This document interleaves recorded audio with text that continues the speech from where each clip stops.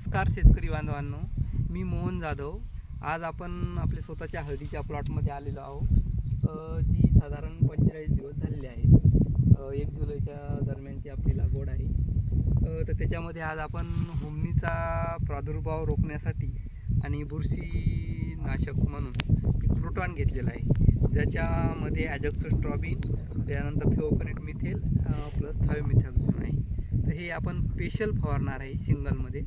याच्यासोबत कोणतंही दुसरं मिश्रण घेणार नाही, की इतर मिश्रण केलं आपण त्याच्यामध्ये रिझल्ट थोडे कमी जास्त होऊ शकतात। त्याच्यामुळे आपण हे सिंगलमध्ये फवारणार आहे। त्याच्यानंतर दुसरी ड्रेंचिंग आपण करणार आहे, ज्याच्यामध्ये आपण घेणार आहे एकरीसाठी बायोझाईम 1 लिटर, जे ह्युमिक प्लस फुलविक ॲसिड, जे तुमच्या पिकाचं पांढऱ्या मुळ्या असतील, ग्रीनरी असेल आणि एकंदरीत पानाचा रंग आणि बुंद्याची क्वालिटी सुधारण्यास मदत करते।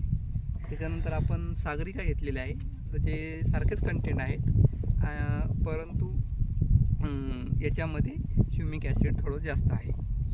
तर त्याच्यानंतर आपण घेतलेलं आहे फेरस 6% चिलेटेड, जे तुमची हळद पिकाची फेरसची कमतरता दूर करते।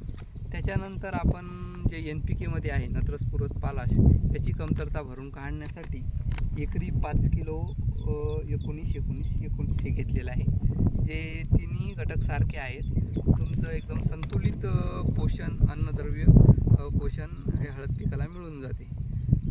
तर हे पूर्ण जर आपण ही ड्रेंचिंग केली तर एकंदरीत तुमच्या पिकाचा रंग, वाढ, पांढऱ्या मुळ्यांची वाढ हे आणि जमीन भुसभुशीत अशी होते। एकदम छान रिझल्ट मिळतात।